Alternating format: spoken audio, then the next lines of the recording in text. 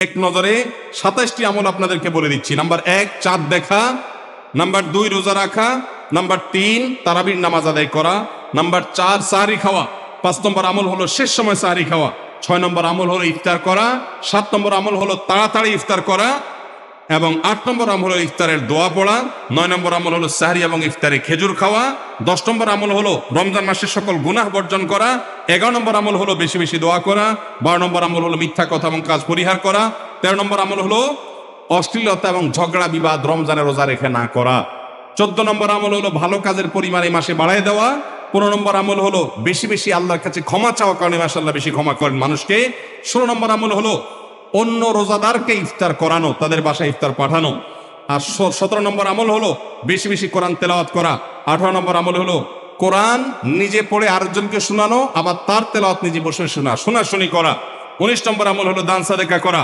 20 নম্বর আমল হলো তাহাজ্জুদ এবং বিশেষ করে ভোর রাতে সারি খেতে উঠে দোয়া করা, আর 21 নম্বর আমল হলো উমরা করার সামর্থ্য থাকলে, 22 নম্বর আমল হলো ইতিকাফ করা শেষ দশকে, 23 নম্বর আমল হলো শেষ দশকের বেজর রাতে বা শেষ দশকের প্রত্যেকটা রাতে ইবাদতের পরিমাণ বাড়িয়ে দেওয়া এবং বিশেষভাবে রাত্রি জাগরণ করা শেষ দশক, আর 24 নম্বর আমল হলো শেষ দশকে নিজের পরিবারকে ঘুম থেকে ডেকে তোলা, স্ত্রী সঙ্গ ত্যাগ করা, 25 নম্বর আমল হলো লাইলাতুল কদর অনুসন্ধান করা, 26 নম্বর আমল হলো লাইলাতুল কদর বিশেষ দোয়া পাঠ করা, আর 27 নম্বর আমল হলো ফিতরা দেওয়া।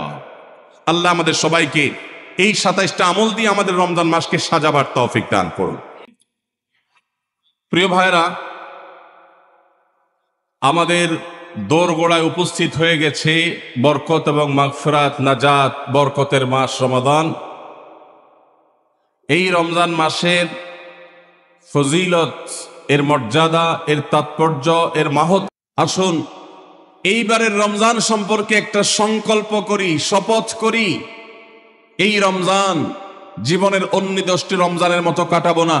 এই রমজানকে আমি ব্যতিক্রম, সম্পূর্ণ ভিন্নতর, সম্পূর্ণ আমল এবং ইবাদত এবং তাকওয়া চর্চার মধ্য দিয়ে আল্লাহর মাগফিরাত, নাজাত নিজের করে নেওয়ার মধ্য দিয়ে আমার এই রমজানকে আমি সার্থক করার চেষ্টা করব ইনশাআল্লাহ। ভাইরা আমার, রমজানের আমল ইবাদত কিভাবে করব, কোনটা করব কোনটা করব না, এ সম্পর্কে যথেষ্ট ধোঁয়াশা আমাদের মধ্যে আছে। আমাদের এই দেশে মুসলমানদের কাছে রমজান মাস মানে 4টি কাজ। রমজান মাস মানে কয়টা কাজ? 4টা কাজ। রমজান মানে হলো রোজা রাখা, তারাবির নামাজ পড়া, আর সাহরি খাওয়া, ইফতার খাওয়া, ব্যাস। রোজা, তারাবি, সাহরি, ইফতার, এই 4 জিনিসের নাম হলো আমাদের মুসলমানদের রমজান মাস। অথচ আমাদের প্রিয় নবী সাল্লাল্লাহু আলাইহি ওয়াসাল্লাম রমজান মাসে এই 4 কাজের বাইরে আরো অনেক আমল, অনেক কর্মসূচি, অনেক কার্যতালিকা, অনেক আমলের তালিকা তিনি আমাদেরকে দিয়েছেন, যেটা আমরা মুসলমানরা অনেকেই জানি না। তো আজ আমরা নবী করিম সাল্লাল্লাহু আলাইহি ওয়াসাল্লাম আমাদেরকে রমজান মাসে যে সমস্ত আমল করতে বলেছেন, আমরা সেই সমস্ত আমলের কথা আপনাদের সঙ্গে খুব সংক্ষেপে শেয়ার করব ইনশাআল্লাহ। কারণ আমি নবী করিম সাল্লাল্লাহু আলাইহি ওয়াসাল্লামের হাদিস থেকে এবং কোরআনে কারীম থেকেও 27টি আমলের কথা আপনাদের সঙ্গে শেয়ার করব ইনশাআল্লাহ, যার সবগুলোই রমাদানের জন্য স্পেশাল, তবে অনেকগুলো রমজানের বাইরের সময়ও আমাদের পালনীয় এবং করণীয়। এ বিষয়ে আমরা এই বছর প্রথমবারের মতো একটা বই করেছি, আপনারা জানেন, মাহে রমজানের 27 আমল। এই বই থেকে আমি 27টি আমল আপনাদেরকে শোনাবো ইনশাআল্লাহ। আর আমি 27 আমল বলে শেষ করার পর প্রশ্নোত্তর সেশন শুরু করার আগে এই 27 আমল এক নিঃশ্বাসে বা এক টানে যদি কেউ শোনাতে পারেন, যে কয়জন শোনাতে পারবেন সেই কয়জনকে এই বই আমি ফ্রি উপহার দেব ইনশাআল্লাহ। যুবকরা চ্যালেঞ্জ নিতে রাজি আছেন তো ইনশাআল্লাহ? গত 2 বছর আগে সোনাইমুড়িতে, নোয়াখালীর সোনাইমুড়িতে আমি এই 27টি আমলের উপরে বক্তব্য রেখেছিলাম। আমাকে সোনাইমুড়ির এক যুবক বিস্মিত করেছে, চমৎকৃত করেছে, সারপ্রাইজ করেছে। সে এক দানতে টানা 27টা আমল বলে দিয়েছে। আমি নিজে বইয়ের লেখক হয়েও আমি বলতে পারবো না, 27টা টানা বলতে পারবো না, একটু বেঁধে বেঁধে বলতে হবে। কিন্তু সেই তরুণ টানা 27টা বলে দিয়েছে। তো বগুড়ার যুবকরা চ্যালেঞ্জ নিতে রাজি আছেন ইনশাআল্লাহ? রেডি তো তাহলে? ঠিক আছে ইনশাআল্লাহ। আমি সাধারণত ওয়াজ করার পর কি করলাম সেটা আবার শুনি, ফিডব্যাক নেই। শুধু আমি ওয়াজ করে চলে যাব, পানি শেষে চলে যাব, মাছ ধরবো না, তা তো হয় না। এই জন্য আজকের ওয়াজের পরে মাছ ধরা হবে ইনশাআল্লাহ। ঠিক আছে তো ইনশাআল্লাহ? যে যত বেশি প্রশ্নের উত্তর দিতে পারবেন সে তত বড় মাছ, রুই কাতল হিসাবে বিবেচিত হবে ইনশাআল্লাহ। যদি আল্লাহ তাআলা আমাদেরকে মানুষ করে সৃষ্টি করেছেন, মাছের চাইতে অনেক শ্রেষ্ঠ আমরা, শুধু বোঝার সুবিধার্থে বলা। আল্লাহ আমাদেরকে মনোযোগের সাথে শোনা এবং আমল করার তৌফিক দান করুন। ভাইরা আমার, রমাদান কেন্দ্রিক যে সমস্ত আমল, যে সমস্ত করণীয় আমাদের আছে, তার মধ্যে প্রথম করণীয় হলো শাবানের 29 তারিখে পশ্চিম আকাশে রমজানের চাঁদ তালাশ করা। এটা একটা আমল। কোন দিন চাঁদ তালাশ করবেন? শাবানের 29 তারিখ। এই বছর আমাদের দেশে শাবানের 29 তারিখ কবে হচ্ছে? রোজা কবে থেকে শুরু হচ্ছে? তাহলে 29শে শাবান সন্ধ্যায়, যেদিন থেকে রোজা হওয়ার সম্ভাবনা আছে, সেই দিন সন্ধ্যায় মাগরিবের আগে পশ্চিম আকাশের দিকে চাঁদ অনুসন্ধান করার চেষ্টা করে তাকাবেন। পশ্চিম আকাশে চাঁদ অনুসন্ধান করার জন্য যদি চেষ্টা করেন, একটু খোঁজার চেষ্টা করেন, চাঁদ দেখতে যদি পান তো ভালো। এমনকি যদি চাঁদ দেখতে নাও পান, চাঁদ দেখার চেষ্টা যে করেছেন এর কারণে আপনার আমল নামাতে সওয়াব লেখা হবে, একটা সুন্নত আদায় করার সওয়াব। ভাইরা আমার,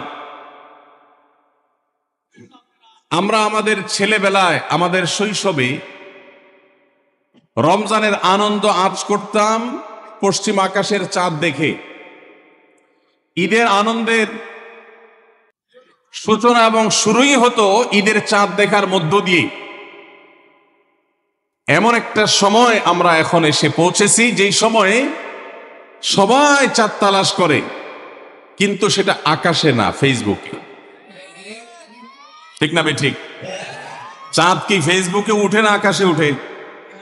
তাহলে সবাই যদি ফেসবুকে চাঁদ তালাশ করেন, আকাশে চাঁদ দেখবে কে? ও ইসলামী ফাউন্ডেশনের হেলাল কমিটি, চাঁদ দেখা কমিটির কিছু মানুষ, তাদের উপরে নির্ভর করে 18-20 কোটি মানুষ তারা ফেসবুকে তাকায় আছে। এটা খুবই দুর্ভাগ্যজনক একটা বাস্তবতা। নবী করিম সাল্লাল্লাহু আলাইহি সাল্লামের হাদিসটা আমরা লক্ষ্য করি, তিনি বলেছেন, সুমু লিরুয়াতিহি ওয়া আফতিরু লিরুয়াতিহি।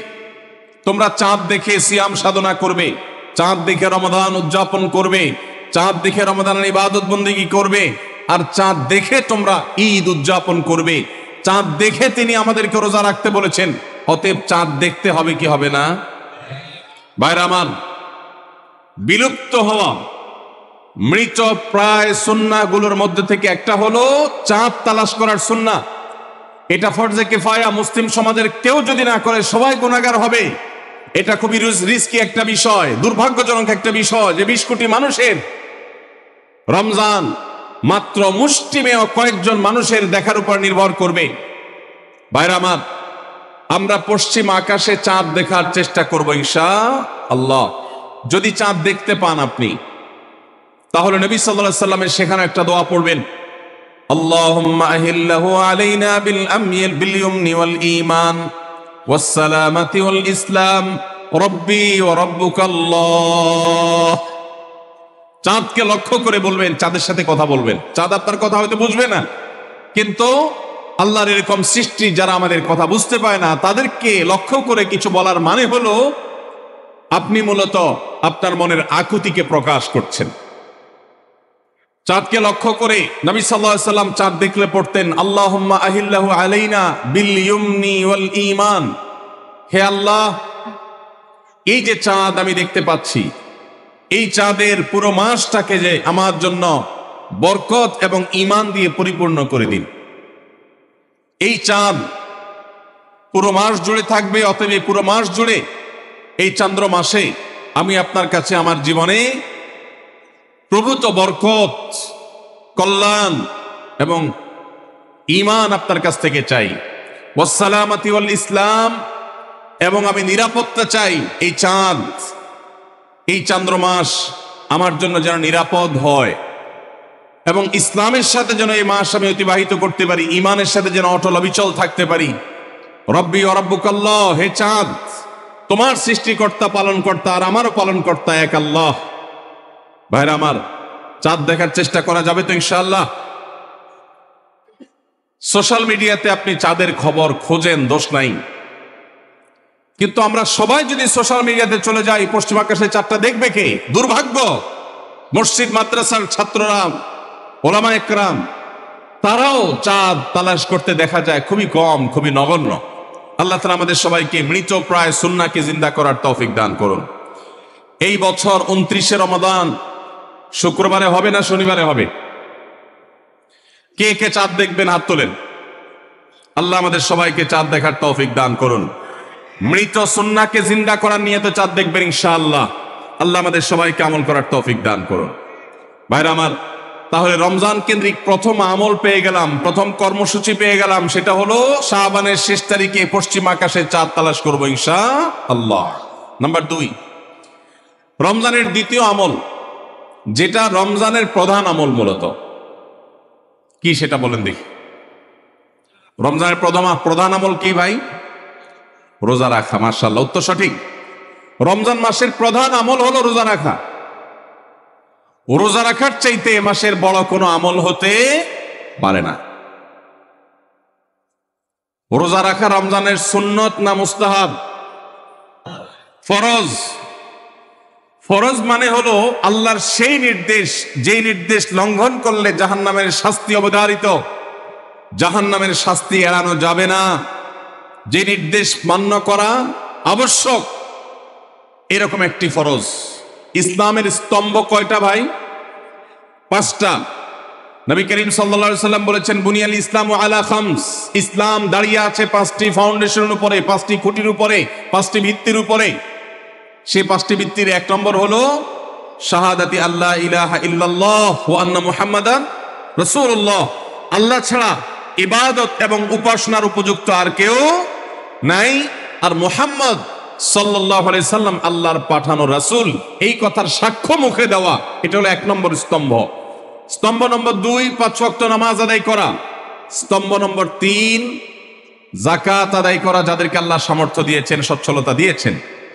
স্তম্ভ নম্বর 4, হজ করা।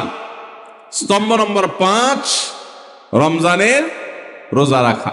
তবে অনেক হাদিসে রমজানের রোজাকে 4 নম্বরে আর হজকে 5 নম্বরে রাখা হয়েছে। তাহলে রমজান মাসের রোজা রাখা এটা শুধু ফরজ না, মৌলিক ফরজ। নবী করিম সাল্লাল্লাহু আলাইহি সাল্লাম বলেছেন, যদি কেউ জীবনে একটি রোজাও শরিয়া গ্রাহ্য ওযর ছাড়া কেউ যদি ভঙ্গ করে, রোজা না রাখে, রমজানের পরে যদি সে সারা জীবনও রোজা রাখে, দায় মুক্ত হয়তো হয়ে যাবে। সে কাজা আদায় করেছে, কাফারা আদায় করেছে, দায় মুক্ত হয়তো হয়ে যাবে, কিন্তু রমজানের একটা রোজা রেখে আল্লাহর কাছে যে পরিমাণ মর্যাদার অধিকারী হওয়ার কথা, সারা জীবন রোজা রেখেও রমজানের ওই একটা রোজার ক্ষতিপূরণ করা সম্ভব নয়। এই জন্য সবাই রমজান মাসে ফরজ রোজা রাখবো তো ইনশাআল্লাহ। সকল প্রাপ্তবয়স্ক সুস্থ ইমানদারের জন্য রমজানের রোজা রাখা ফরজ। ভাইরা আমার, পৃথিবীতে আজ অনেক বিজ্ঞানী রোজা বা ফাস্টিং এর উপরে গবেষণা করে অনেক বড় বড় পদক, অনেক বড় বড় পুরস্কার জিতেছে। এখন ডাক্তাররাও আমাদেরকে বলে যে একটা সময় আমরা যেন ফাস্টিং করি, একটা সময় আমরা যেন না খেয়ে থাকি, এটা আমাদের স্বাস্থ্যের জন্য ভালো। নবী সাল্লাল্লাহু আলাইহি সাল্লাম সেই 1500 বছর আগে আল্লাহর দেয়া বিধান আমাদেরকে জানিয়েছেন। রমজানে পুরো মাস রোজা, শাবানে মুহররমে বেশি বেশি নফল রোজা, সোমবার বৃহস্পতিবার সাপ্তাহিক রোজা, চাঁদের 13, 14, 15 আইয়ামে বীজের মাসিক রোজা। নিয়মিতভাবে এই রোজা, এই সিয়ামগুলো যদি পালন করি আমরা, তাহলে আল্লাহর সন্তুষ্টি এবং জান্নাত লাভ যেমন হবে, ঠিক একইভাবে আমরা দুনিয়াতে সুস্থ সবল থাকতে পারবো। আমাদের শরীরে অতিরিক্ত যে চর্বি তৈরি হয়, বিশেষ করে আজকের বিশ্ব বাস্তবতায়, এই চর্বিগুলোকে বার্ন করার জন্য রোজার কোনো বিকল্প নাই। যদিও চর্বি বার্নের উদ্দেশ্যে রোজা রাখলে সে রোজা রোজা নয়। আমাদের উদ্দেশ্য হবে আল্লাহর সন্তুষ্টি অর্জন, পাশাপাশি পার্থিব উপকারিতা এমনি পেয়ে যাব। আল্লাহ আমাদের সবাইকে রমজান রোজা রাখার তৌফিক দান করুন। ভাইরা আমার, নবী করিম সাল্লাল্লাহু আলাইহি ওয়াসাল্লাম তিনি বলেছেন, যে ব্যক্তি রমজানে ঈমান এবং ইখলাসের সাথে আল্লাহকে খুশি করবার জন্য রমজান রোজা রাখবে, আল্লাহ তার পূর্বের সমস্ত গুনাহ মাফ করে দিবেন।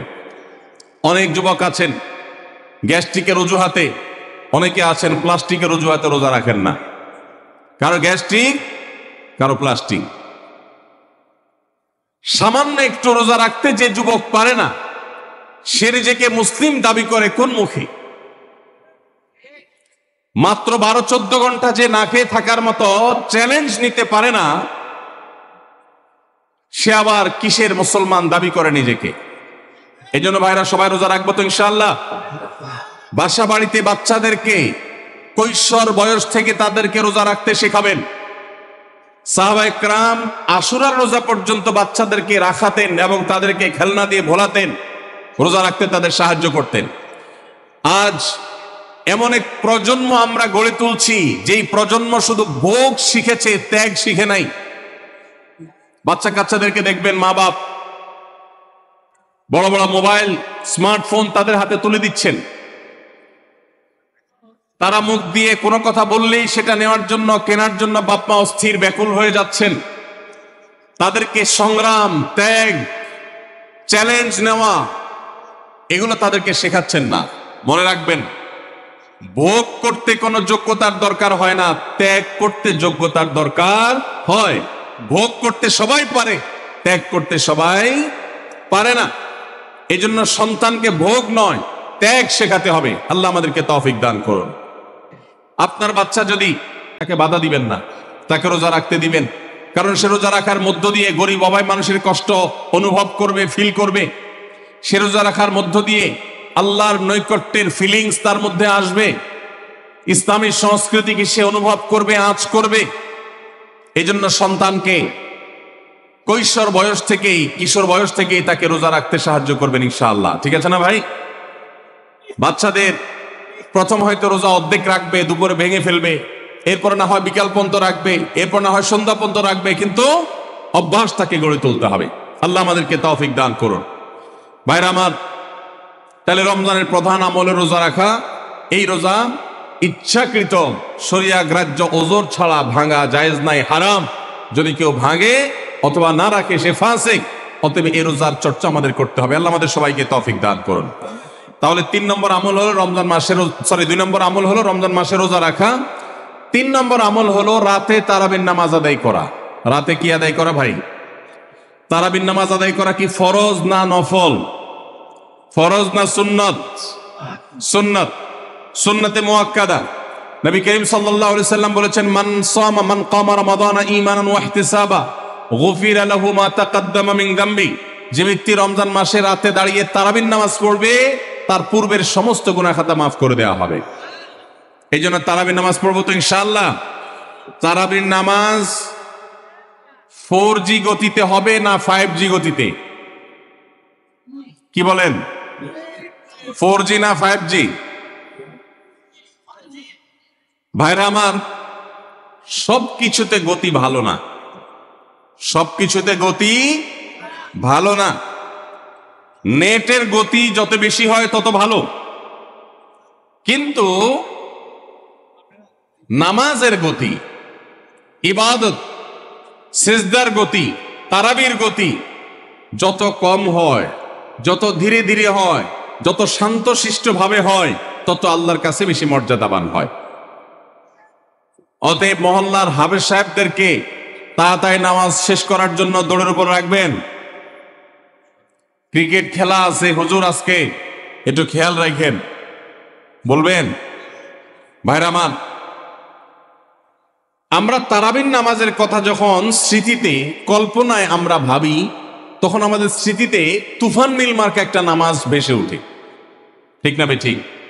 5 ওয়াক্ত নামাজ এত তাড়াহুড়া করা হয় না তারাবি যত। অথচ তারাবি এটা তারবিহাত এর বহু বচন আরবি শব্দ, যার অর্থ হলো আরামের সাথে, ধীরস্থিরতার সাথে, রেস্ট করে করে যে নামাজ আদায় করা হয় তার নাম তারাবি। নাম হলো আরামের সাথে করা, আর আমরা করি ব্যারামের সাথে তাড়াহুড়ো করে। এই জন্য এলাকা এলাকা তারাবি ধীরে ধীরে পড়ার জন্য উদ্যোগ নেবেন তো ইনশাআল্লাহ।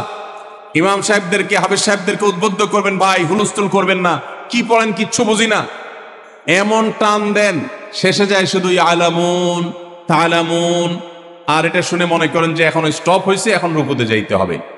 এই নামাজ কি নামাজ? এটা তামাশা। ভাইরা আমার, স্পিডে তারাবি না পড়ে যদি একটু ধীরে তারাবি পড়া হয়, সর্বোচ্চ 15 থেকে 20 মিনিটের ডিফারেন্স হবে, এর বেশি না। মাত্র 15 মিনিটের জন্য আপনার পুরো নামাজকে আপনি বরবাদ করছেন। দেশের বেশিরভাগ মসজিদগুলোতে তুফান মিল মার্কা তারাবি পড়া হয়। এই তারাবি আল্লাহর কাছে কতটা গ্রহণযোগ্য হবে, এটা যথেষ্ট প্রশ্নবিদ্ধ বিষয়। আল্লাহ তাআলা আমাদের সবাইকে ধীর স্থিরতার সাথে খুব শান্তভাবে তারাবির নামাজ আদায় করার তৌফিক দান করুন। চেষ্টা করা যাবে না ইনশাআল্লাহ? ভাইরা আমার, আল্লাহ রাব্বুল আলামিন নামাজের ক্ষেত্রে হুলস্থুলতা পছন্দ করেন না।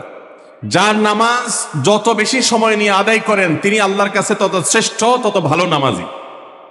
আর যার নামাজে যত হুলস্থুল করা হয় তার নামাজের কোয়ালিটি, মর্যাদা আল্লাহর কাছে তত কম। অতএব আমরা রমজানের তৃতীয় আমল জানলাম তারাবির নামাজ, এবং সেটা ধীরস্থিরতার সাথে আদায় করবো। আল্লাহ আমাদের তৌফিক দান করুন। নাম্বার 4, সাহরি খাওয়া। সাহরি খাওয়া এটা রমজানের একটা আমল।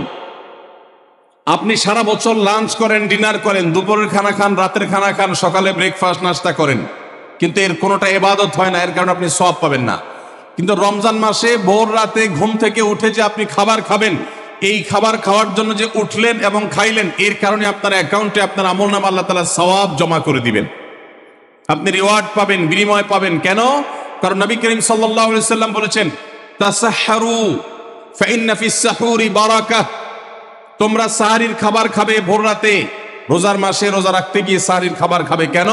কারণ সাহরির যে খানা, এই খানাতে আল্লাহ তাআলা বরকত রেখেছেন। এই খানা খাইলে তার জন্য আমাদের স্পিরিচুয়াল, আধ্যাত্মিক বিভিন্ন রকমের উপকারিতা আল্লাহ তাআলা এর মধ্যে নিহিত রেখেছেন। এর মধ্যে খাদ্য শক্তি আছে, আমাদের এনার্জি হবে শরীরে, রোজা রাখতে সহজ হবে। এর পাশাপাশি সাহরির খাবারে আলাদা একটা বরকত আছে, শেফা, বহুবিধ উপকারিতা আমাদের শরীরের, আমাদের মনের জন্য আল্লাহ তাআলা রেখেছেন। এই জন্য সাহরি খাওয়াটা আলাদা একটা ইবাদত। যদি আপনার সন্ধ্যা রাত্রে বেশি খাওয়া হয়ে যায়, সাহরিতে খানা খাওয়ার মতো মুড না থাকে, অন্তত এক ঢোক পানি, একটা খেজুর, সামান্য কিছু খেয়ে হলেও আপনি সাহরি খাবেন এবং তাতে আপনি সওয়াব পাবেন। কোনো কারণে যদি সাহরি খেতে না পারেন, রাতে উঠতে পারেন নাই, অ্যালার্ম বাজছে কিন্তু শুনেন নাই, উঠে দেখেন ফজরের আজান হয়ে গেছে, তাহলে ওই দিনের রোজা কি হবে নাকি হবে না? হবে। মাশাআল্লাহ, বগুড়া মানুষ মাসালা জানে, দেখা যায় রোজা হয়ে যাবে ইনশাআল্লাহ। কারণ এই সাহরি খাওয়াটা ফরজ না, ওয়াজিব না, এটা সুন্নাত। সুন্নাত ছুটে গেলে ইবাদত হয় না, ব্যাপারটা সেরকম না। 5 নম্বর আমল হলো, সাহরি তো খাবো ঠিক আছে, কিন্তু সেটা শেষ সময়ে খাওয়া, দেরিতে খাওয়া। সাহরি কি আগে খাবেন না শেষের দিকে খাবেন? শেষের দিকে। কেন? কারণ নবী করিম সাল্লাল্লাহু আলাইহি সাল্লাম বলেছেন, লা ইয়াজালুন নাসু বিখাইরিন মা আজ্জাল ফুতুর ওয়া আখারুস সাহুর। এই উম্মত, মুসলিম জাতি ততদিন পর্যন্ত কল্যাণের উপর প্রতিষ্ঠিত থাকবে, তারা কল্যাণকে স্পর্শ করতে পারবে যতদিন পর্যন্ত তারা সাহরি তাড়াতাড়ি খাবে, না দেরিতে খাবে? দেরিতে খাবে। আর ইফতার তাড়াতাড়ি করবে। তাহলে সাহরি দেরিতে খাওয়া হলো সুন্নাত। আমাদের দেশে গ্রামে অনেক মুরব্বীরা এখনো আছেন, রাত 12টা, 1টা, 2টা বাজে সাহরি খেয়ে শুয়ে থাকেন। তারা চিন্তা করেন পরে খাইতে গেলে আবার বর্ডার ক্রস হয়ে যায় কিনা, সীমা লঙ্ঘন হয়ে যায় কিনা, রিস্ক নেওয়ার দরকার কি, এই জন্য 12টার সময় খেয়ে রাখি। এটার কারণে সাহরি খাওয়ার সওয়াব পাবেন। বিশেষ করে শহরের ছেলেফেলেরা, ইউ পোলাপান, তারা আজকাল ভোর রাতে বন্ধু বান্ধব সহ রেস্টুরেন্টে গিয়া সাহরি পার্টির আড্ডা বাইর করছে। শয়তানি এবং ফাইজলামির আর কোনো জায়গা নাই, সাহরির জন্য পার্টি বাইর করছে, তাও আবার ছেলে মেয়ে একসাথে মিলেমিশে। ভাইরা আমার, সাহরি খাওয়া ইবাদত, এবং সাহরির এই সময়টা দোয়া কবুলের সময়, তাহাজ্জুদের সময়। আল্লাহ তাআলা দুনিয়ার আকাশ থেকে ডেকে ডেকে বান্দাকে ক্ষমা করেন। এই সময়টাতে আড্ডাবাজি করা, এটা হতভাগা ছাড়া আর কারোর কোনো কাজ হতে পারে না। এরপরে 6 নম্বর আমল হলো ইফতার করা। রোজা রেখেছেন কিন্তু ইফতার করেন নাই, রোজা হয়ে যাবে কিন্তু সুন্নাত আদায় হবে না। এই জন্য ইফতার করা একটা সুন্নাত। আল্লাহ তাআলা আরহামুর রাহিমিন, এমন একটা মাস রমজান মাস, সারা বছর কিন্তু আমরা নাস্তা করি, সারা বছর যেটা নাস্তা করি রমজানে সে নাস্তাই করি। পার্থক্য হলো সারা বছর নাস্তা করি সকালে, রমজানে নাস্তা করি সন্ধ্যায়। মানুষ দীর্ঘ সময় না খেয়ে থাকার পরে যে খাবার খায় সেটাকেই ব্রেকফাস্ট বলে, সেটাকেই নাস্তা বলে। আরবিতে যে ইফতার বলা হয়, এই ইফতার শব্দের অর্থ কিন্তু নাস্তা।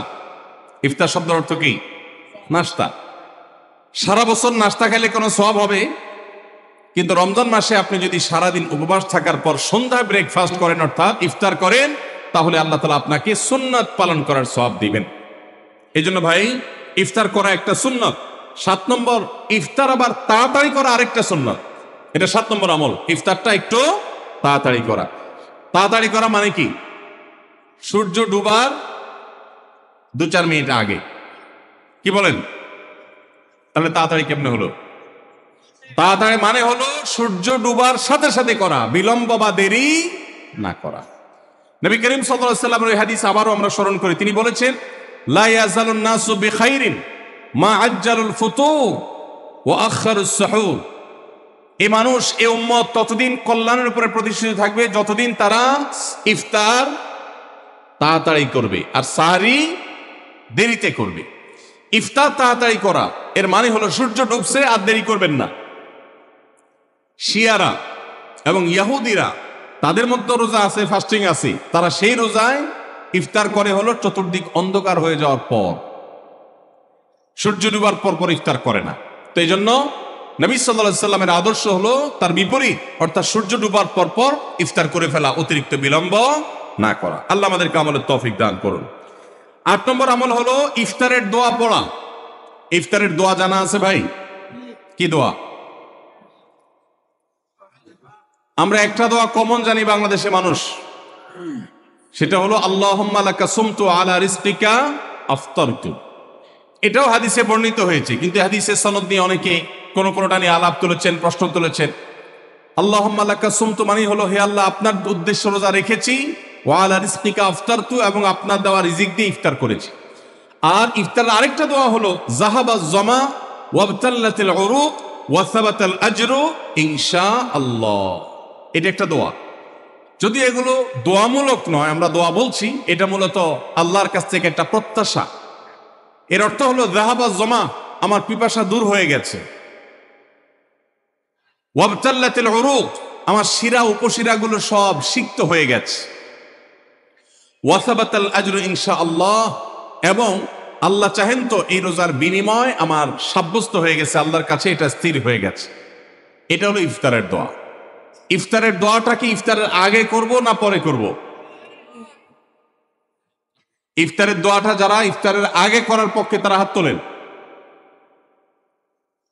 অল্প সংখ্যক মানুষ। আর বাকিরা সবাই কি পরের পক্ষে না মাঝখানের পক্ষেও আছেন লোক? সব পরের। মাশাআল্লাহ, সব সূক্ষ্ম সূক্ষ্ম মাসআলা দেখি গাবতলী মানুষ জানে, মাশাআল্লাহ, অনেক অগ্রসর দেখা যায়। আল্লাহ আমাদের সবাইকে দ্বীনের জন্য কবুল এবং মঞ্জুর করুন। মাশাআল্লাহ। ভাইরা আমার, ইফতারের দোয়াটা ইফতারের পরে করতে হয়, যেটা বেশিরভাগ মানুষ জানে না, কিন্তু আমি অবাক হলাম যে এখানে বেশিরভাগ মানুষ আপনারা জানেন। মাশাআল্লাহ, নলেজেবল মানুষ, বোঝা গেছে। ইফতারের দোয়ার অর্থের দিকে তাকালেই তো বোঝা যায় এটা আগে না পরে। দোয়ার অর্থের মধ্যে তাকালে আমরা দেখতে পাচ্ছি যে আল্লাহ শিরা উপশিরা সিক্ত হয়ে গেছে, পিপাসা দূর হয়ে গেছে, এগুলো তো ইফতারের পরেই হয়। অবশ্য আমি অর্থ আগে বলে দিছি, সেটা দেখে হয়তো আপনারা অনেকে বুঝে ফেলছেন। মাশাআল্লাহ। তো যাই হোক, ইফতারের শুরুতে বিসমিল্লাহ বলে ইফতার করব, আর শেষে এই দোয়া পড়বো। আল্লাহ আমাদেরকে আমলের তৌফিক দান করুন। 9 নম্বর হলো সাহরি এবং ইফতারে খেজুর খাওয়া। খেজুর দিয়ে সাহরি ইফতার করা। ইফতারে আপনি অন্য যা খান না খান, খেজুর দিয়ে খাবেন। নবী সাল্লাল্লাহু আলাইহি সাল্লাম আদা পাকা আদা খেজুর দিয়ে ইফতার করতেন, যেটাকে রোতাব বলা হয়। আর যদি সেটা না পাওয়া যেত, সাধারণ যে কোনো খেজুর, সেটাও না পাওয়া গেলে একটু পানি খেয়ে তারপর তিনি ইফতার করতেন। আমরা ইফতারে খেজুর খেতে হয় সুন্নাহ, এটা আমরা জানি, কিন্তু যেটা জানি না সেটা হলো সাহরিতে খেজুর খাওয়া। ভোর রাতে সাহরিতে খেজুর খাওয়া সুন্নত। এটা আগে কে কে জানতেন? হাত তোলেন। আগে জানতেন? মাশাআল্লাহ, হাত নামান। গত বছর রমজানে সাহরিতে ভাত তরকারি যাই খাইছেন না খাইছেন, একটা হলো খেজুর খাইছেন, কারা কারা হাত তোলেন? মাশাআল্লাহ। এদিকে সব আমল করা মানুষ, মাশাআল্লাহ। তাহলে তার ওয়াজ টোয়াজের কোনো দরকার নেই। এত নলেজেবল মানুষ, এত আমলদার মানুষ যদি এলাকায় থাকে, তাহলে ওয়াজের দরকারটা কি? আল্লাহ আমাদের সবাইকে আমলের তৌফিক দান করুন। ভাইরা আমার, ইফতারে খেজুর খাওয়া যেমন সুন্নাত, সাহরিতেও খেজুর খাওয়া সুন্নাত, কিন্তু খেজুর খাওয়া কোনো ফরজ ওয়াজিব না। খেজুরের দাম বেশি হয়ে গেছে, আপনি কিনতে অপারক। যদি একটা খেজুরও পুরো রমজান না খান, আপনার রোজার কোনো অসুবিধা হবে। তবে নবী সাল্লাল্লাহু আলাইহি সাল্লাম যেহেতু ইফতার এবং সাহরিতে খেজুর খেতেন, আর খেজুরে প্রচুর পরিমাণ সুগার আছে, উপকারী, যেটা মানুষের স্বাস্থ্যের জন্য উপকারী। প্রচুর পরিমাণ এনার্জি আছে, খাদ্য শক্তি আছে। সারাদিন রোজা রেখে আমাদের যে সুগারের ঘাটতি হয় সেটা পূরণ করার জন্য সহায়ক হয়। এই জন্য সাহরি এবং ইফতারে খেজুর খাওয়া এমনিতেও উপকারী। আর নবী সাল্লাল্লাহু আলাইহি সাল্লামের সুন্নাত, তিনি বলেছেন নি'মা সাহুরুল মুমিনি আত-তামার, ইমানদারের সাহারির আইটেমের মধ্যে সবচেয়ে বেস্ট উত্তম হলো খেজুর। এই জন্য অন্য যাই খান না খান, একটু হলো, এক পিস হলো খেজুর খাবেন, ইনশাআল্লাহ সুন্নাত আদায় করার নিয়তে খেলে এই খেজুর সুন্নাতটা আদায় হয়ে যাবে, আল্লাহ তাআলা তা চাহেন তো। তাহলে 9 নম্বর আমল পেলাম হলো সাহারি এবং ইফতার দিয়ে খেজুর খাওয়া। 10 নম্বর আমল হলো সকল প্রকার পাপাচার বর্জন করা, গুনাহের কাজ থেকে বিরত থাকা। এইটা হলো রমজান মাসের দ্বিতীয় সর্বোচ্চ গুরুত্বপূর্ণ আমল। সিরিয়ালে আমরা 10 নম্বরে বলেছি, কিন্তু 27টা রমজানের স্পেশাল আমলের মধ্যে সবচেয়ে গুরুত্বপূর্ণ আমল হলো রোজা রাখা, আর দ্বিতীয় সর্বোচ্চ গুরুত্বপূর্ণ আমল হলো সব ধরনের পাপাচার বর্জন করা, গুনাহের কাজ ত্যাগ করা। যদি কেউ রমজানে রোজা রাখে আবার চোখ দিয়ে হারাম জিনিস মোবাইলে দেখে, স্ক্রিনে দেখে, পত্রিকার পাতায় দেখে, অফলাইনে দেখে, পরনারীর দিকে তাকায় থাকে, সে যদি কান দিয়া হারাম জিনিস শুনে, গান বাদ্য, এই সমস্ত কিছু সে যদি উপভোগ করে, তাহলে তার এই রোজা আর উপোস থাকার মধ্যে কোনো পার্থক্য। মনে রাখবেন, রোজা শুধু পেটের হয় না, রোজা চোখের হয়, রোজা কানের হয়, রোজা হাতের হয়, রোজা মুখের হয়, রোজা শরীরের প্রত্যেকটা অঙ্গ প্রত্যঙ্গের হয়। একজন মানুষ যখন তার পুরো শরীরে রোজা করে, সে যখন সকল অঙ্গ প্রত্যঙ্গ দিয়ে আল্লাহর আনুগত্য করে, আল্লাহর নাফরমানি থেকে বেরিয়ে আসে, তখন সে সত্যিকারের রোজাদার হয়।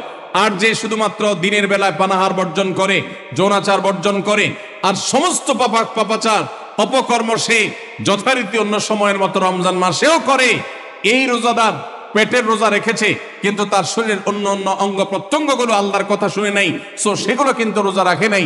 এই রোজা আল্লাহর কাছে মাকবুল এবং গ্রহণযোগ্য রোজা হতে পারে না। অতএব আমরা রমজান মাসে সব ধরনের গুনাহের কাজ বর্জন করবো তো ইনশাআল্লাহ। প্রিয় ভাইরা আমার, রোজা কিন্তু আমাদের সাথে কথা বলে। রোজার ভাষা আমরা অনেকে জানি না, কি বলে সেটা অনেকে বুঝি না, কিন্তু রোজা আমাদের সাথে কথা বলে। কি কথা? সিয়াম শব্দের অর্থ, আমরা যেটাকে রোজা বলছি সেটা কোরআনের ভাষায় বলা হয় সিয়াম, হাদিসে বলা হয়েছে সেটাকে সওম বা সিয়াম। এই সওম বা সিয়াম একই শব্দ, এর অর্থ হলো বিরত থাকা। এর অর্থ হলো কি ভাই? বিরত থাকা, ব্রেক দিতে জানা। আল্লাহ রাব্বুল আলামিন রোজার মতো ইবাদত দিয়েছেন আমাদেরকে জীবনে ব্রেক দেওয়ার অভ্যাস গড়ে তোলার জন্য। আমরা যেন ব্রেক দিতে শিখি, আমরা যেন থামতে শিখি, আমরা যেন নিজেদেরকে নিয়ন্ত্রণ করতে শিখি।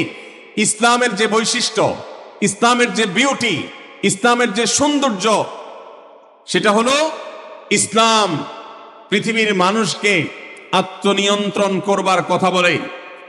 আজ ভোগবাদী পৃথিবীর যেদিকে তাকাবেন, চতুর্দিকে দেখতে পাবেন শুধু ভোগের হাতছানি। দুনিয়াটা মস্ত বড়, খাও দাও আর ফুর্তি করো, শুধুমাত্র ফুর্তি, ফুর্তি এবং ফুর্তি, ভোগ এবং ভোগ এবং ভোগ। গোটা পৃথিবী আপনাকে ভোগের কথা বলবে, ত্যাগের কথা বলবে না। ইসলাম আপনাকে ত্যাগের কথা বলে। আপনি ঈদ উদযাপন করবেন, ঈদ উল ফিতর, সেখানে পর্যন্ত ইসলাম বলে আগে গরিবের বাসায় ফিতরা পৌঁছাবে, তারপর তুমি ঈদগাহে যাবে, ঈদের আনন্দ করবে। আপনি কোরবানির ঈদে পশু জবাই করে গোশত খাবেন, উৎসব করবেন। ইসলাম বলে ভালো কথা, তুমি উৎসব করবে, তোমাকে উৎসব করতেই দেওয়া হয়েছে, কিন্তু আগে গরিবের বাসায়ও এই গোশত পাঠাবে ঈদের, সেটা নিশ্চিত করবে, তার পাশাপাশি তুমি ঈদ উদযাপন করবে। আমরা যে রমজানের রোজা রাখি, এই রোজা আমাদেরকে বিরত থাকার কথা বলে। সেই বিরত থাকাটা কি? সেটা হলো আমরা যখন রোজা রাখি আমাদের পিপাসা হয়, আমাদের ক্ষুধা লাগে, পিপাসা হয়, আবার হাতের সামনে হয়তো পানিও আছে, আমার ক্ষুধা লাগে, হাতের সামনে হয়তো খাবারও আছে, কেউ দেখছেও না, সিসি ক্যামেরাও নেই, বদ্ধ রুমে কক্ষের মধ্যে, কিন্তু আমি রোজাদার। কোন রোজাদার রোজার মধ্যে খায়, পান করে? কেন? কারণ সে জানে আল্লাহ নিষেধ করেছেন। আমরা যখন ইফতার সামনে নিয়ে বসে থাকি সন্ধ্যাবেলায়, ভাইরা আমার, সারা বছর নাস্তা তো আল্লাহ তাআলা কম হোক বেশি হোক সবাইকে করার তৌফিক দেন, আমরা সবাই তো কম বেশি নাস্তা করি। সারা বছর আপনি যদি বুফে গিয়ে 100 আইটেমের নাস্তা দিয়েও আপনি খাবার গ্রহণ করেন, সকালের ব্রেকফাস্ট আপনি খান। ইফতারের সময় মাত্র 2-4টা আইটেম নিয়ে বসে থেকে আজানের জন্য, সূর্য ডোবার জন্য যে অপেক্ষা করেন, ওই অপেক্ষার সময় যে অবর্ণনীয় স্বাদ আর তৃপ্তি পাওয়া যায়, পৃথিবীর সমস্ত খাদ্য গ্রহণের মধ্যেও এই তৃপ্তি বা স্বাদ নাই। নবী সাল্লাল্লাহু আলাইহি ওয়াসাল্লাম সেজন্য বলেছেন, লিসসাইমি ফারহাতান, রোজাদার ব্যক্তিকে দুটি আনন্দ দেওয়া হয়, ফারহাতুন ইনদা ফিতরি ওয়া ফারহাতুন ইনদা লিকাই রাব্বি। একটা আনন্দ হলো ইফতারের সময়, অবর্ণনীয়, ভাষায় প্রকাশ করবার অযোগ্য। কি ভালো লাগা কাজ করে, ইফতারের জন্য আমরা বসে আছি, খাবার সামনে আছে, রকমারি শীতল শরবত সামনে আছে, রকমারি খাবারের পসরা সাজানো আছে টেবিলে, দস্তরখানে, এদিকে পেটে ক্ষুধাও আছে, কিন্তু আমরা মিনিট গুনছি, আমরা সময় দেখছি, ঘড়ির দিকে তাকিয়ে আছি, সূর্য কখন ডুববে। সূর্য ডুবেছে আর সাথে সাথে আমরা ইফতার করছি। এই যে আল্লাহর নির্দেশের অপেক্ষা, ইসলাম রোজার মাধ্যমে আমাদেরকে সেই শিক্ষাটা দিতে চায়। রোজা আমাদের সাথে সেই কথা বলে যে দেখো, তুমি জীবনে বিরত থাকতে শিখো, গোটা পৃথিবী তোমাকে ভোগ শিখাবে, ইসলাম তোমাকে ত্যাগ শিখাবে, ইসলাম তোমাকে কন্ট্রোল করা শিখাবে। আমাদের তরুণদের চরিত্রকে নষ্ট করবার জন্য, তাদেরকে নানাভাবে উস্কানি দেওয়ার জন্য, বিনোদনের নামে, নিউজের নামে, বিজ্ঞাপনের নামে, বিভিন্ন নামে অশ্লীল নানা দৃশ্য, খোলামেলা দৃশ্য তাদের সামনে দেখানো হয়, ভোগের আহ্বান করা হয়। ইসলাম বলে, হে মুসলিম তরুণ, তোমার চোখের এরিয়ার মধ্যে কোনো পরনারী, কোনো সুন্দরী নারী পড়ে গেছে, তুমি আজ করতে পেরেছ, সাথে সাথে তোমার দৃষ্টিকে তুমি নিয়ন্ত্রণ করো, অবনত করো। কুল্লিল মুমিনিনা ইয়াগুদ্দু মিন আবসারিহিম ওয়া ইয়াহফাযু ফুরুজাহুম। আল্লাহ বলেছেন, হে রাসূল বলে দিন ইমানদার পুরুষদেরকে, তারা যেন তাদের চোখগুলোকে নামিয়ে রাখে, তাদের সম্ভ্রমকে তারা সংরক্ষণ করে। মনে রাখবেন, যা খুশি তা করতে পারা এটা যোগ্যতা নয়। নিজেকে নিয়ন্ত্রণ করলাম, যা খুশি তা করব না, এর নাম হলো যোগ্যতা। ডায়রিয়ার রোগী ডাইরেক্ট হয়ে যায়, যা খুশি যে করে, নিজের মন যেদিকে তাকে নাচায় সেদিকে নাচে, এ লোকটা অসুস্থ মানুষের মতো। আর মুসলিম যুবক, মুসলমান মানুষ, নারী পুরুষ, সে নিজেকে নিয়ন্ত্রণ করে। আল্লাহ এটা হারাম করেছেন, আমার মন চায়, চাইলেই আমি সেটা নিতে পারি, কিন্তু আমি নেব না। আমি একটা জিনিস ধরতে পারি, আল্লাহ হারাম করেছেন, সেজন্য আমি ধরবো না। এই শিক্ষাটা রমজান আমাদেরকে দেয়। অতএব রমজানের সবচেয়ে গুরুত্বপূর্ণ আমল হলো এই 10 নম্বর আমল, সেটা হলো পাপাচার বর্জন করা। নবী সাল্লাল্লাহু আলাইহি সাল্লাম বলেছেন, যে ব্যক্তি রমজানে রোজা রাখলো আর পাপাচার বর্জন করলো না, তাহলে এই রোজা রাখার উপোস থাকার ভিতরে কোনো পার্থক্য নাই। আল্লাহ আমাদের সবাইকে রমজান মাসে রোজা থেকে সকল হারাম, সকল নাজায়েজ কাজ, সকল গুনাহের কাজ ছাড়ার তৌফিক দান করবো না আমি। ভাইরা আমার, 11 নম্বর আমল হলো অধিক পরিমাণ দোয়া করা। রমজান মাসে রোজা রেখে আমরা বেশি বেশি দোয়া করব। চলতে ফিরতে, উঠতে বসতে দোয়া করতে পারেন। আমাদের মায়েরা অনেকে শুনছেন আমাকে, রমজান মাসে আপনি গৃহস্থলী কাজ করছেন, রান্না বাড়া করছেন, ঘর ঝাড়ু দিচ্ছেন, আর মনে মনে আল্লাহর সাথে কথা বলেন। দোয়া মানে আল্লাহর সাথে কথোপকথন। আল্লাহ, আপনি আমাকে মাফ করে দেন, আমার বাবাকে মাকে মাফ করে দেন, সন্তানগুলোকে হেদায়েত দান করেন, চোখের পানি ফেলেন। নিয়মতান্ত্রিক দোয়া, বসে বসে হাত তুলে দোয়া করবেন কেবলামুখী হয়ে। আবার চলতে ফিরতে, উঠতে বসতে, এমনকি ওযু নাই সে অবস্থায় দোয়া করবেন। নবী সাল্লাল্লাহু আলাইহি সাল্লাম বলেছেন, 3 ব্যক্তির দোয়া ফিরিয়ে দেওয়া হয় না। কয় ব্যক্তির দোয়া? সালাতুন লা তুরাদ্দু দাওয়াতুহুম, 3 শ্রেণী মানুষের দোয়া ফিরিয়ে দেওয়া হয় না। এর ভিতরে এক শ্রেণী হলেন মাজলুম, কারোর জুলুমের শিকার হয়েছে। এই ব্যক্তি জালেমের বিরুদ্ধে যে তার মনের আকুতি থাকে, বদদোয়া থাকে, আল্লাহ সুবহানাহু ওয়া তাআলা এটা ফিরিয়ে দেন না। এই জন্য পৃথিবীর ইতিহাসের কোন জালিম আপনি দেখাতে পারবেন না যেই জালিমকে আল্লাহ ছেড়ে দিয়েছেন, আল্লাহ ছাড় দিয়েছেন কিন্তু চূড়ান্ত ভাবে ছেড়ে দিয়েছেন, এমন কোন জালিম আপনি দেখাতে পারবেন না। এই জন্য ভাই, কখনো কোন অবস্থাতে কারো প্রতি আমরা জুলুম করব না। আল্লাহ আমাদেরকে সেটা মানার তৌফিক দান করুন। তাহলে 3 ব্যক্তির দোয়া কবুল হয়, ফেরত দেওয়া হয় না। তার ভিতরে একজন হল মাজলুম, যার প্রতি আপনি জুলুম করেছেন, সে আপনার বিরুদ্ধে যে বদদোয়া করে, এটা লাগবেই লাগবে, আজ হোক আর 2 দিন পরে হোক।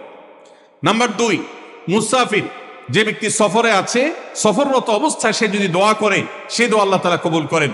3 নম্বর হলো রোজাদার ব্যক্তি, আসসাইম হাত্তা ইফতির, রোজাদার ব্যক্তি সারাদিন ভর রোজা করলে ইফতার রাগ পর্যন্ত, সারাদিন দোয়া করলে ইফতার রাগ পর্যন্ত তার দোয়া কবুল হয়। এই জন্য রোজা রেখে আমরা বেশি বেশি আল্লাহর কাছে দোয়া করবো ইনশাআল্লাহ। চলতে ফিরতে উঠতে বসতে মনে মনে আল্লাহর সাথে কথা বললেন, চাওয়া দাওয়াকে পেশ করলেন, বাস এটাই হলো দোয়া। এটা হলো আমাদের রমজান মাসের 11 নম্বর আমল, বেশি বেশি দোয়া করা। 12 নম্বর আমল হলো মিথ্যা এবং কাজ পরিহার করা। রমজানের সকল পাপাচার তো পরিহার করবই, বিশেষভাবে মিথ্যা কথা মিথ্যা কাজ পরিহার করা। কারণ নবী সাল্লাল্লাহু আলাইহি ওয়াসাল্লাম এর জন্য আলাদা নির্দেশ করেছেন। তিনি বলেছেন, মাল্লাম ইয়াদা কাওলা যুরি ওয়াল আমালা বি ফালাইসা লিল্লাহি হাজা আন ইয়াদা তাআমাহু ওয়া শারাবা। যে ব্যক্তি রমজানের রোজা রেখে মিথ্যা কথা মিথ্যা কাজ ছাড়লো না, তার উপোস থাকায় আল্লাহর কোনো ঠেকা পড়ে নাই। 13 নম্বর আমল হলো অশ্লীলতা এবং বিবাদ বিতণ্ডা ঝগড়া এগুলো পরিহার করা। কারণ নবী করিম সাল্লাল্লাহু আলাইহি ওয়াসাল্লাম তিনি আমাদেরকে রমজান মাসে রোজা রেখে অশ্লীলতা পরিহার করতে বলেছেন। মোবাইলে হারাম জিনিস দেখলেন, টেলিভিশনে হারাম জিনিস দেখলেন, বা কোনো পত্র পত্রিকাতে খারাপ জিনিস নিষিদ্ধ জিনিস দেখলেন, পরনারীর সৌন্দর্য দেখে আপনি হারাম স্বাদ নেয়ার চেষ্টা করলেন, তাহলে আপনার রোজার অঙ্গহানি হলো, রোজা প্রাণহানি হলো। এই রোজা নয়। এই জন্য এটাকে রমজান মাসে পরিহার করতে হবে, অন্য সময় তো বটেই। এবং সেই সাথে কেউ যদি আপনার সাথে ঝগড়া করতে আসে, নবীজি শিখাই দিয়েছেন, ফালিয়াকুল ইন্নী সায়েম। কেউ রোজা রাখা অবস্থায় ঝগড়া করতে আসলে বলবেন, ভাই আমি রোজাদার, আমি তোমার ঝগড়ার জবাব দিতে পারবো না। তাহলে ঝগড়া পরিহার করার জন্য রমজান মাসে আমরা এক্সারসাইজ করবো। 14 নম্বর, যে কোনো ভালো কাজ, যে কোনো নেকামল রমজান মাসে বেশি বেশি করবেন। কেন? কারণ রমজানের শুরুতে একজন ঘোষক বলে, ইয়া বাগিয়াল খায়রি আকবিল, হে ভালো কাজ প্রত্যাশী, যে ভালো কাজ করতে চাও, রমজান মাসটাই হলো ভালো কাজের সওয়াব বেশি পাওয়ার। অতএব এই মাসে ভালো কাজ করে, নেকামল করে, ইবাদত করে, কোরআন তেলাওয়াত, জিকির, আজকার যত রকম আছে এগুলো করে জান্নাতের পথে অগ্রসর হয়ে যাও। 16 নম্বর আমল হলো রোজাদারকে ইফতার করানো। অর্থাৎ নিজে ইফতার করার পাশাপাশি অন্য কোন রোজাদারকে ইফতার করাইলে আল্লাহ তাআলা ওই রোজাদার যে পরিমাণ সওয়াব পাবেন, আপনাকেও সেই পরিমাণ সওয়াব দিবেন ইনশাআল্লাহ। 17 নম্বর আমল হলো বেশি বেশি কোরআনে কারীমের তেলাওয়াত করা। রমজান মাসে আল্লাহ তাআলা আমাদের সবাইকে, 15 নম্বর বাদ গেছে, মাশাআল্লাহ, এত মনোযোগ সহকারে কথা বলছে এবং নোট করছে দেখা যাচ্ছে। তাহলে আমরা আবার পেছনে যাচ্ছি ইনশাআল্লাহ। 15 নম্বর আমল হলো বেশি বেশি ইস্তেগফার করা। বেশি বেশি কি করা? ইস্তেগফার করা, অর্থাৎ ক্ষমা প্রার্থনা করা। কেন ক্ষমা প্রার্থনা বেশি করবেন? কারণ নবী করিম সাল্লাল্লাহু আলাইহি সাল্লাম বলেছেন, ওয়ালিল্লাহি উতাকাউ মিনান নার ওয়া যালিকা ফি কুল্লি লাইলা। রমজানের প্রত্যেক রাতে আল্লাহ তাআলা বহু মানুষকে জাহান্নাম থেকে মুক্ত ঘোষণা করেন।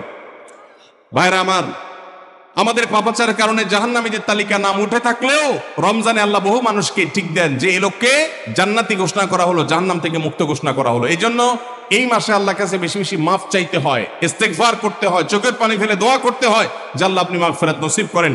এটা হলো 15 নম্বর আমল। 16 নম্বর আমল হলো রোজাদারকে ইফতার করানো। নিজে ইফতার করবেন, পাশাপাশি রোজাদার ব্যক্তিকেও ইফতার করাবেন।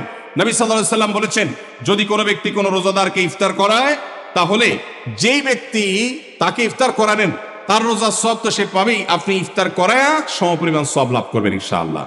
অতএব মসজিদে ইফতার দেওয়ার ব্যবস্থা করা যেতে পারে, রাস্তাঘাটে, বিশেষ করে পাবলিক পরিবহনে, এমনকি প্রাইভেট গাড়িতেও সন্ধ্যার সময়, ইফতারের সময় অনেক সময় খাবার থাকে না, তখন আপনি রাস্তায় দাঁড়িয়ে যদি সামান্য একটু খেজুর, সামান্য একটু পানি বিতরণ করতে পারেন, তাইলে সওয়াবটা পাওয়া যেতে পারে। আপনার বাসায় আশেপাশে অনেক অভাবী মানুষ আছে, তাদের বাসায় আপনি ইফতার পৌঁছে দিতে পারেন। এর মাধ্যমে রোজাদারকে ইফতার করার সওয়াব পেতে পারেন। 17 নম্বর আমল হলো বেশি বেশি কোরআনে কারীমের তেলাওয়াত করা। কোরআনে কারীমের তেলাওয়াত রমজান মাসে বেশি বেশি করব। কেন? কারণ হলো এই মাসটাই হলো কোরআন নাজিলের মাস। আল্লাহ তাআলা রমজান মাসে কোরআন নাজিল করেছেন। আল্লাহ বলেছেন, শাহরু রমাদান আল্লাযী উনজিলা ফীহিল কুরআন হুদাল লিন-নাস ওয়া বায়িনাতিন মিনাল হুদা ওয়াল ফুরকান। রমজান মাস, পূর্বসূরি সালাফগণ কেউ কেউ রমজান মাসে অন্য সব আমল কমিয়ে দিয়ে কোরআন তেলাওয়াতটা সবচেয়ে বেশি করতেন। এই জন্য দিনে এবং রাতে বেশি বেশি করে কোরআন শুদ্ধতার সাথে, সৌন্দর্যের সাথে তেলাওয়াত করব, অর্থ সহকারে বুঝে পড়ার চেষ্টাও পাশাপাশি করব ইনশাআল্লাহ। 18 নম্বর আমল হলো কোরআন পরস্পরকে শোনাশুনি করা, বুঝে পড়া। অর্থাৎ আপনি কোরআন তেলাওয়াত করবেন, আপনার স্ত্রী শুনবে, আপনার মা শুনবে, আপনার বোন শুনবে, আবার তারা তেলাওয়াত করবে, আপনি শুনবেন। আমরা তারাবির নামাজে এক পক্ষীয় তেলাওয়াত শুনি, হাফেজ সাহেব তেলাওয়াত করেন, আমরা শুনি, কিন্তু আমরা তেলাওয়াত করে আরেকজন শুনবে, এটা হয় না। নবী সাল্লাল্লাহু আলাইহি সাল্লাম রমজান মাস আসলে জিবরিল ফেরেশতার সাথে কোরআন শোনাশুনি করতেন। জিবরিল তেলাওয়াত করতেন, নবীজি শুনতেন, আবার আমাদের নবীজি তেলাওয়াত করতেন, জিবরিল শুনতেন। এটা সুন্নত। এই সুন্নতটা বিলুপ্ত হয়ে গেছে, এটা নিয়ে চর্চা নাই। এই জন্য আমরা এটা বাসা বাড়িতে নতুন করে জিন্দা করব। আল্লাহ আমাদেরকে তৌফিক দান করুন। 19 নম্বর আমল হলো দান সাদাকা বেশি বেশি করা। নবীজি সাল্লাল্লাহু আলাইহি সাল্লাম এমনিতেই প্রচুর পরিমাণ দান করতেন, কিন্তু রমজান আসলে তার দানশীলতার পরিমাণ আরো বেড়ে যেত। এই জন্য অভাবী, প্রতিবেশী, গরিব দুঃখী সবার ঘরে ঘরে আমরা আমাদের সাধ্য অনুযায়ী দান পৌঁছানোর চেষ্টা করব রমজান উপলক্ষে। এটা রমজানের 19 নম্বর স্পেশাল আমল, বিশেষ আমল। 20 নম্বর রমজানের কর্মসূচি হলো ভোর রাতে দোয়া করা। কারণ সারা বছর ভোর রাতে তাহাজ্জুদের নামাজ পড়া বা দোয়া করার সুযোগ আমাদের হয় না, কিন্তু রমজানের সাহরি খেতে তো এমনি ওঠেন। অতএব এই টাইমে দোয়া কবুল হয়। 24 ঘন্টার ভিতরে দোয়া কবুলের সবচেয়ে মোক্ষম সুযোগ, সবচেয়ে আদর্শ সময় হলো এই তাহাজ্জুদের সময়টা। ভাইরা আমার, ঢাকার একটি বড় কোম্পানি, বাংলাদেশের সবচেয়ে বড় শিল্প প্রতিষ্ঠান বললে ভুল হয়তো হবে না, অন্তত এটুকু বলা যায় যে প্রথম 3-4টি বড় প্রতিষ্ঠানের একটি। এরকম একটা প্রতিষ্ঠানের একজন কর্মকর্তা বছর 2-3 আগে আমার সাথে হঠাৎ দেখা। তিনি আমাকে দেখে বেশ আবেগ আপ্লুত হলেন এবং অনেকটা জড়িয়ে ধরলেন এবং বললেন, ভাই, আপনার একটি আলোচনা থেকে আমার জীবনের ভিতরে এমন এক পরিবর্তন আসছে যেটা অকল্পনীয়, অভাবনীয়। আমি একটু কৌতূহল হয়ে জানতে চাইলাম কোনটা সেটা। তখন তিনি বললেন, ভাই, আমার জীবনে এমন একটা রোগ হয়েছে, যেই রোগ ট্রিটমেন্ট করার জন্য দেশে বিদেশে বিভিন্ন জায়গায় গিয়েছে, কোনো চিকিৎসা এর আমি পাইনি। শেষ পর্যন্ত আশাহত হয়ে চাকরি ছেড়ে দিয়ে, শহর ছেড়ে দিয়ে গ্রামে গিয়ে বসবাস করা শুরু করছি এবং মৃত্যুর জন্য অপেক্ষা করছি। এর মধ্যে আপনার একটা আলোচনার ক্লিপ আমার চোখের সামনে আসলো, সোশ্যাল মিডিয়ায় তো এটা শুনলাম। সে আলোচনাটা ছিল আল্লাহর কাছ থেকে অসাধ্য সাধন করার সময় হলো ভোর রাত, তাহাজ্জুদের সময়। আমি এই আলোচনা পুরোটা শোনার পর ওই রাতে আমি ঘুম থেকে উঠে ভোর রাতে তাহাজ্জুদ পড়ে আল্লাহর কাছে বুক ভাসিয়ে মন ভরে কাঁদলাম, দোয়া করলাম। ওই ভাই বললেন যে আমি এত দোয়া করলাম, দোয়া করতে করতে দীর্ঘ সময় আমি পরিতৃপ্ত হলাম, আমার দোয়া শেষ হয়ে গেল। এরপর দোয়া করে শেষ করার পর ফজর নামাজের সময় হয়ে গেছে। আমার ফিল হলো, অনুভব হলো যে আমার শরীরে আর কোনো রোগ বালাই এখন মনে হয় নাই। এবং তিনি গত 2 দিন আগেও তার সাথে আমি দেখা করলাম ঢাকায়, গতকালকে দেখা করলাম, 2 দিন আগে না, মাত্র 1 দিন আগে দেখা করলাম। তিনি এখন সুস্থ সবল হয়ে আবার তার চাকরিতে ফিরে গিয়ে স্বপদে সমহিমায় আছেন। তিনি এক সহকর্মীকে ডেকে আমার সামনে বলছেন, এই তোমরা বলো তো, আমি আগে শারীরিকভাবে বেশি ফিট ছিলাম নাকি এখন বেশি ফিট? তখন তার সহকর্মী আমার সামনে বলছে, স্যার, আপনি আগে অনেক বেশি রাগরাগি করতেন, আপনি হট মেজাজি ছিলেন, অনেক বেশি অসুস্থ হয়ে যেতেন কিছু হলেই, কিন্তু এখন আপনি সে আগের সময়ের তুলনায় অনেক বেশি সুস্থ এবং ফিট। তিনি বললেন, ভাই, ভোর রাতের দোয়ার প্রভাব এত বেশি, তাহাজ্জুদের সময়ের দোয়া এত গুরুত্বপূর্ণ যে এই এক দোয়া আমার জীবনকে আমূল পরিবর্তন করে দিয়েছে। এই জন্য ভাইরা, রমজান মাসে বিশেষ করে যখন তাহাজ্জুদের সময় সাহরি খেতে যখন উঠবেন, সাহরি খাওয়ার পর 10টা মিনিট সময় হাতে রাখেন, বা সাহরি খাওয়ার আগে 10টা মিনিট আগে উঠেন, উঠে ওযু করে 2 রাকাত 4 রাকাত নামাজ পড়ে, বা নামাজ পড়ার সময় না থাকলে অন্তত কেবলামুখী হয়ে 2টা হাত তুলে আল্লাহর কাছে একটু চান। নবীজি সাল্লাল্লাহু আলাইহি সাল্লাম বলেছেন, রাতের শেষ প্রহর যখন হয়, দুনিয়ার আসমানে নেমে এসে আল্লাহ বান্দাদেরকে ডেকে ডেকে তাদের প্রত্যেকটা চাওয়া পূরণ করে দেন। এই জন্য ভাইরা, রমজান মাসে সাহরির সময় দোয়া কবুল হয়। রমজান উপলক্ষে বিশেষ করে এই আমলটা, সাহরির সময় আমলটা, আমরা দোয়া করার আমলটা করতে পারি। তাহলে 20 নম্বর আমল হলো তাহাজ্জুদের নামাজ এবং ভোর রাতের দোয়া। এটা অন্য সময় করা যায়, কিন্তু রমজানের সুযোগটা বেশি আসে, সেজন্য এটাকে রমজানের স্পেশাল আমলের সব আমরা উল্লেখ করলাম। আল্লাহ আমাদেরকে সবাইকে তৌফিক দান করুন। সাহরি খেতে উঠলে একটু দোয়া করবো তো ইনশাআল্লাহ, 2-4 মিনিটের জন্য হলে দোয়া করবো, একাকী নির্জনে আল্লাহর কাছে কেবলামুখী হই। এর চেয়ে বড় দুর্ভাগ্যের বিষয় কি আছে যে আল্লাহ চাওয়ার জন্য ডাকছেন আর আমি অবহেলা করে বসে আছি। ভাইরা আমার, 5 ওয়াক্ত নামাজের জন্য মুয়াজ্জিন আপনাকে ডাকে, কিন্তু ভোর রাতে দোয়া কবুলের জন্য স্বয়ং আল্লাহ আপনাকে ডাকে। অতএব সাহরি খেতে উঠলে ভোর রাতে সাহরির সময় একটু দোয়া করবো তো ইনশাআল্লাহ। 21 নম্বর আমল উমরা করা। যাদেরকে আল্লাহ তৌফিক দিয়েছেন তারা রমজানে উমরা করবেন, কারণ নবী করিম সাল্লাল্লাহু আলাইহি ওয়াসাল্লাম বলেছেন, উমরাতুন ফি রমাদান তা'দিলু হাজ্জা। রমজানে কেউ উমরা করলে একটা হজের সওয়াব পায়। কোন কোন হাদিসে আসছে তাআদিলু হাজ্জাতাম মাই, নবীজির সাথে হজের সওয়াব পাওয়া যায় রমজানে উমরা করলে। আল্লাহ আমাদেরকে যখন তৌফিক দিবে আমরা তখন সেটা করব ইনশাআল্লাহ। ঠিক আছে না? নিয়ত করেন, দোয়া করেন, আল্লাহ একসময় তৌফিক অবশ্যই দিবেন। 22 নম্বর আমল হলো রমজানের শেষ 10 দিন মসজিদে ইতিকাফ করা। গুরুত্বপূর্ণ একটা পয়েন্ট, মসজিদে ইতিকাফ করা। খুব মনোযোগ দিয়ে শুনি। রাসূল করিম সাল্লাল্লাহু আলাইহি সাল্লাম রমজানের রোজা ফরজ হওয়ার পর থেকে নিয়ে তার মৃত্যু পর্যন্ত একটি বছরের জন্য রমজানের শেষ দশক মসজিদে ইতিকাফ করা ছাড়া ছিলেন না। একবার তিনি মসজিদে ইতিকাফে বসেছেন, কিন্তু ইমার্জেন্সি একটা কাজে মসজিদ থেকে তাকে বের হতে হয়েছে। এই জন্য তিনি পরের বছর 20 দিন ইতিকাফ করেছেন। 10 দিন হলো ওই বছরের, আর 10 দিন হলো আগের বছরের যে ইতিকাফ ভেঙে ফেলেছেন সেটার ইতিকাফের কাজা। তার মানে হলো নবীজির জীবনে কখনো ইতিকাফ 1 বছর একটা রমজান মাসেও ছাড়েন নাই। এত গুরুত্বপূর্ণ আমল যে রমজানের এই আমলটা তিনি কখনোই ছাড়েন নাই। দুর্ভাগ্য আমাদের, এখানেও হয়তো বেশিরভাগ মুসলমান আমরা জীবনে একবারের জন্য রমজানের শেষ 10 দিন ইতিকাফ করি নাই। যে আমল নবীজি জীবনে কখনো ছাড়েন নাই সেটা আপনি জীবনে একবারও করেন নাই। এর চাইতে বড় হতভাগা উম্মত আর কি হতে পারে? ভাইরা আমার, 3টি আমলের নগদ তৃপ্তি আমি অন্তত অনুভব করি। আমি আমার সে অভিজ্ঞতার আলোকে আপনাদের ক্ষুধার্ত আহ্বান করতে চাই, রমজানের শেষ দশকে আপনারা ইতিকাফ করুন। যে 3টি আমলের তৃপ্তি, নগদ স্বাদ, অবর্ণনীয় ভালো লাগা কাজ করে, অন্তর্জগতে প্রশান্তিতে পরিপূর্ণ হয়ে যায়, সেই 3টি ইবাদতের একটি হলো আরাফাতের ময়দানের দোয়া। এটার সাথে কোনো কিছুর কম্পেয়ার হয় না। অবর্ণনীয় এক তৃপ্তি লাগে আরাফাতের ময়দানে দোয়া করতে। দ্বিতীয় হলো সিজদায় গিয়ে চোখের পানি ফেলে আল্লাহর কাছে দোয়া করতে অসম্ভব ভালো লাগা কাজ করে। ভোর রাতে দোয়াতেও একই স্বাদ পাওয়া যায়। আর 3 নম্বর হলো রমজানের শেষ দশকের ইতিকাফ। ইতিকাফ যে একবার করেছে সে জীবনে বারবার করে, তাকে আর ফেরানো যায় না। এজন্য ভাইরা, রমজানের শেষ দশকে আমরা আল্লাহর ঘরে বসে গিয়ে ইতিকাফ করার চেষ্টা করবো তো ইনশাআল্লাহ। অনেক এলাকা বৃদ্ধ মানুষ, বুড়া মানুষ বসায় দেওয়া হয় টাকা পয়সা দিয়ে। যে টাকা নিয়ে ইতিকাফ করে সেও গুনাহগার, আর যারা টাকা নিয়ে ইতিকাফে বসায় তারাও গুনাহগার। কারণ ইবাদত টাকা পয়সা দিয়ে চলবে না। রমজানের শেষ দশক মসজিদে ইতিকাফ করবো তো ইনশাআল্লাহ। আল্লাহ আমাদেরকে তৌফিক দান করুন। যুবক ভাইরা, একটাবার বসে দেখেন, অসম্ভব ভালো লাগা কাজ করে। মনে হয় যে আল্লাহর মেহমান আমি, এই ফিলটা হয়। কারণ আল্লাহর ঘরে এসে বসে আছেন আপনি কারোর কাছে কোনো কিছু চেয়েছেন, চাইতে চাইতে একটা পর্যায়ে তার পাও জড়িয়ে বসে গেলেন, একদম বসে গেলেন, তার ঘরের সামনে বসে পড়লেন। ইতিকাফটা অনেকটা এরকম। রমজানের প্রথম 20 দিন আল্লাহর কাছে হাত দিয়ে দোয়া করলাম, আর শেষ 10 দিন একজন মসজিদে গাঁটটি মস্কা নিয়ে পড়ে গেলাম।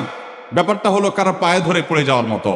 আশা করা যায় ইতিকাফকারীকে আল্লাহ তাআলা ক্ষমা না করে মসজিদ থেকে ফেরাবেন না। এই জন্য ইতিকাফ করার চেষ্টা করবো তো ইনশাআল্লাহ। আমরা ব্যস্ততার অজুহাত দেই। ভাইরা আমার, যে কোনো মুহূর্তে দুনিয়া থেকে চলে যেতে হতে পারে। এই জন্য এই রমজানে প্ল্যান করেন, যত ব্যস্ত হন না কেন। আমি তো আমার সমস্ত ব্যস্ততাকে এক পাশে ঠেলে রেখে আল্লাহ আমাকে যখন থেকে তৌফিক দিয়েছেন রমজানের শেষ দশক ইতিকাফ ছাড়া বাইরে থাকবো এটা চিন্তাও করি না। এই জন্য যুবক ভাইদেরকে বলবো, প্রত্যেকটা মহল্লাতে 2 জন 5 জন 10 জন করে যুবকরা বসেন, কোরআনের গ্রুপ স্টাডি করেন, কোরআনের পাঠচক্র করেন, নিজেরা কোরআন হাদিসের আলোচনা করেন, রোজাদারি এবং দোয়া করেন। 10টা দিন আল্লাহর সাথে কানেক্টেড হওয়ার চেষ্টা করেন। 12 মাস ইবাদত, দাওয়াতের কাজ, ইসলামের কাজ করবেন, ইনশাআল্লাহ সেখানে বরকত পাবেন। রমজানের শেষ দশকে ইতিকাফ করবেন তো ইনশাআল্লাহ। আল্লাহ আমাদের সবাইকে তৌফিক দান করুন। 23 নম্বর আমল হলো শেষ দশকে ইবাদতের মাত্রা বাড়িয়ে দেওয়া। আমরা উল্টাটা করি। আমাদের দেশে রমজানের প্রথম দশকে মসজিদ ফুল হয়ে, বারান্দা ফুল হয়ে, রাস্তায়ও মুসল্লি দাঁড়ায়। আর 10 রমজান চলে গেলে 20 রমজান পর্যন্ত বাহিরের মুসল্লি কমতে কমতে বারান্দার মুসল্লি কমে ভিতরে চলে আসে। আর শেষ 10 দিনে আসলে, ঈদের দিনগুলো যখন কাছে আসে, তখন 5 ওয়াক্ত নামাজের ওই নিয়মিত মুসল্লি ছাড়া বাকিগুলো সব উধাও হয়ে যায়। নবী সাল্লাল্লাহু আলাইহি সাল্লাম কি করতেন? তার উল্টাটা। আমাদের আয়েশা বলেছেন, কানা ইয়াজিতাহিদু ফীহি মা লা ইয়াজিতাহিদু ফী গায়রি। আমাদের নবীজি সাল্লাল্লাহু আলাইহি সাল্লাম রমজানের শেষ দশকে ইবাদতের জন্য যত কষ্ট করতেন, যত সাধনা করতেন, অন্য কোন সময় ইবাদতের জন্য এত সাধনা করতেন না, অথচ আমরা দেখা যায় শেষ দশক অবহেলা কাটাই। এই জন্য ভাইরা, শেষ দশকে ইবাদতের পরিমাণ আরো বাড়িয়ে দিতে হবে, আমলের পরিমাণ বাড়িয়ে দিতে হবে। এটাই আল্লাহ তাআলার নির্দেশনা, সেটাই রমজানের শেষ দশকের আমল। 24 নম্বর আমল হলো শেষ দশকে পরিবারকে ঘুম থেকে ডেকে তোলা। এটা আলাদা সুন্নাহ। নবী সাল্লাল্লাহু আলাইহি সাল্লাম রমজানের শেষ দশক হলে কানা ইদা দাখালাল আশর আহইয়া লাইলা ওয়া আইকাযা আহলা, তিনি পরিবারকে ঘুম থেকে ডেকে তুলতেন এবং স্ত্রী সঙ্গ ত্যাগ করতেন। শেষ দশক কোমর বেঁধে ইবাদত করতেন। এটা 24 নম্বর আমল। তাহলে শেষ দশক পরিবারকে ঘুম থেকে রেখে তোলা। নবীজি অন্য কোনো সময় ঘুম থেকে ইবাদতের জন্য ডাকতেন না, নফল নামাজ যার ইচ্ছা সে পড়বে, যার ইচ্ছা পড়বে না। কিন্তু শেষ দশক এত বড় অফার, এত বড় সুযোগ, কারণ লাইলাতুল কদর শেষ দশকে আছে। এই জন্য এই দশকে ইবাদতের জন্য পরিবারকে তিনি ডেকে তুলতেন। তারা শুয়ে থাকুক, তিনি এটা সহ্য করতেন না। এই জন্য 24 নম্বর আমল হলো রমজানের শেষ দশকে পরিবারকে ঘুম থেকে ডেকে তোলা এবং স্ত্রী সঙ্গ ত্যাগ করা শেষ দশকের জন্য। 25 নম্বর আমল হলো লাইলাতুল কদর অনুসন্ধান করা। রমজানের শেষ দশকের প্রত্যেকটা রাতে কিন্তু শবে কদর হতে পারে, বিশেষ করে বেজর রাতে 21, 23, 25, 27, 29 এই রাতগুলোতে লাইলাতুল কদর হওয়ার সম্ভাবনা অনেক জোরালো। সৌদি আরবের মানুষ তাদের বেজর রাতে তালাশ করবে, আমরা আমাদের বেজর রাতে তালাশ করব ইনশাআল্লাহ। নবীজি সাল্লাল্লাহু আলাইহি সাল্লাম বলেছেন যে তাহাররাউ লাইলাতুল কদর ফিল বিত্রি মিনাল আশরিল আওয়াখির মিন রমাদান, রমজানের শেষ দশকের বেজর রাতগুলোতে তোমরা শবে কদর হতে পারে সে আশা বেশি বেশি করে ইবাদত বন্দেগী করো। লাইলাতুল কদরের ইবাদতকে আল্লাহ বলেছেন লাইলাতুল কদরি খায়রুম মিন আলফি শাহর, 1000 মাস, 1000 মাস ইবাদত করলে যে সওয়াব পাওয়া যাবে, লাইলাতুল কদরের এক রাতের ইবাদতের সওয়াব তার চাইতে বেশি হবে। সেই রাত কোনটা আল্লাহ নির্দিষ্ট করেন নাই, এজন্য শেষ দশকের প্রত্যেকটা রাতেই ইবাদত করার চেষ্টা করা, স্পেশালি বেজর রাতগুলোতে। 26 নম্বর আমল হলো লাইলাতুল কদরের আশায় বিশেষ দোয়া পড়া। সেটা কি? আল্লাহুম্মা ইন্নাকা আফুউন তুহিব্বুল আফওয়া ফাআফু আন্নি, আল্লাহ আপনি ক্ষমাশীল, আপনি ক্ষমাকে ভালোবাসেন, অতএব আমাদেরকে ক্ষমা করে দিন। এটা রমজানের শেষ দশকের প্রত্যেক রাতে পড়বেন। যে রাতটা একটু শান্ত শিষ্ট, একটু শীতল, একটু বৃষ্টিভাব, একটু লাইলাতুল কদরের আবহ বোঝা যায়, সেই রাতকে লাইলাতুল কদর আশা করে প্রত্যাশা করে বেশি বেশি দোয়া পড়বেন, আল্লাহুম্মা ইন্নাকা আফুউন তুহিব্বুল আফওয়া ফাআফু আন্নি।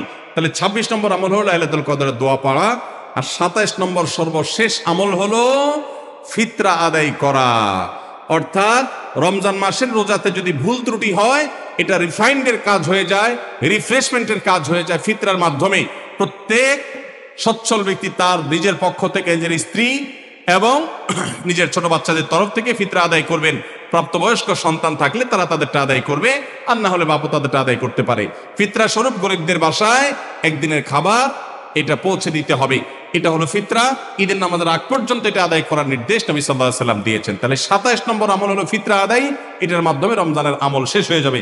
আমি আবার এক নজরে 27টি আমল আপনাদেরকে বলে দিচ্ছি। নাম্বার 1 চাঁদ দেখা, নাম্বার 2 রোজা রাখা, নাম্বার 3 তারাবির নামাজ আদায় করা, নাম্বার 4 সাহরি খাওয়া, 5 নম্বর আমল হলো শেষ সময় সাহরি খাওয়া, 6 নম্বর আমল হলো ইফতার করা, 7 নম্বর আমল হলো তাড়াতাড়ি ইফতার করা এবং 8 নম্বর আমল হলো ইফতারের দোয়া পড়া, 9 নম্বর আমল হলো সাহরি এবং ইফতারে খেজুর খাওয়া, 10 নম্বর আমল হলো রমজান মাসের সকল গুনাহ বর্জন করা, 11 নম্বর আমল হলো বেশি বেশি দোয়া করা, 12 নম্বর আমল হলো মিথ্যা কথা এবং কাজ পরিহার করা, 13 নম্বর আমল হলো অশ্লীলতা এবং ঝগড়া বিবাদ রমজানের রোজা রেখে না করা, 14 নম্বর আমল হলো ভালো কাজের পরিমাণ এই মাসে বাড়ায় দেওয়া, 15 নম্বর আমল হলো বেশি বেশি আল্লাহর কাছে ক্ষমা চাওয়া, কারণে মাশাআল্লাহ বেশি ক্ষমা করেন মানুষকে, 16 নম্বর আমল হলো অন্য রোজাদারকে ইফতার করানো, তাদের বাসায় ইফতার পাঠানো, আর 17 নম্বর আমল হলো বেশি বেশি কোরআন তেলাওয়াত করা, 18 নম্বর আমল হলো কোরআন নিজে পড়ে আরেকজনকে শোনানো, আবার তার তেলাওয়াত নিজে বসে শোনাশুনি করা, 19 নম্বর আমল হলো দান সাদেকা করা,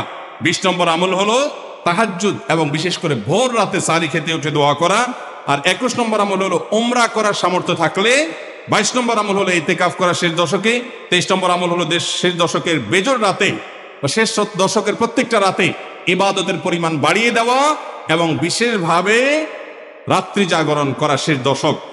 আর 24 নম্বর আমল হলো শেষ দশকে নিজের পরিবারকে ঘুম থেকে ডেকে তোলা, স্ত্রী সঙ্গ ত্যাগ করা, 25 নম্বর আমল হলো লাইলাতুল কদর অনুসন্ধান করা, 26 নম্বর আমল হলো লাইলাতুল কদরের বিশেষ দোয়া পাঠ করা, আর 27 নম্বর আমল হলো ফিতরা দেওয়া।